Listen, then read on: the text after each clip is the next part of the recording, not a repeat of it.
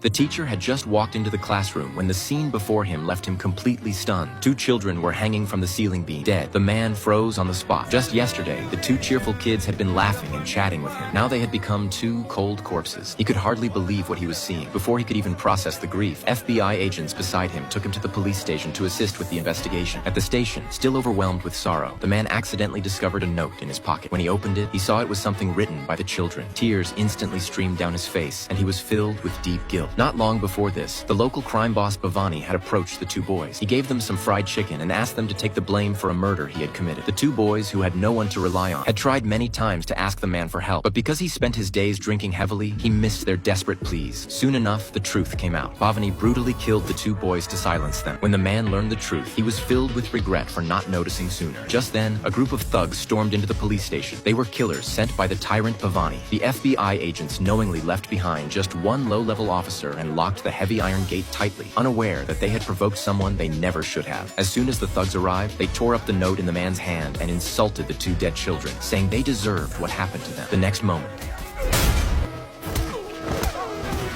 in just 10 seconds, the man had taken down dozens of thugs. He then used the officer's phone to call the crime boss Bhavani. Over the phone, the man issued a chilling warning, declaring that he would avenge the two children and swore that if he didn't get his revenge, he wouldn't consider himself a man. But on the other end, Bhavani didn't care at all and even told him to come at him if he dared. The man didn't bother responding. He simply crushed the phone under his foot. After being released from prison, Rossi returned to the classroom. Looking at the rope hanging from the ceiling and listening to the ruthless taunts from the juvenile delinquents who mocked him like street punks, Rossi decided that he would change this hellish place. The children here were already tainted by vice, and those poisonous influences were corroding their young minds. Rossi decided to lead by example. He poured out all the alcohol, saying a final goodbye to his former self, the man who used to drink heavily. Then he returned to the juvenile detention center, gathered all the young offenders together, and led them into a small, dark room. He locked the door tightly behind them, and then took out a wooden stick, beginning with a harsh show of authority.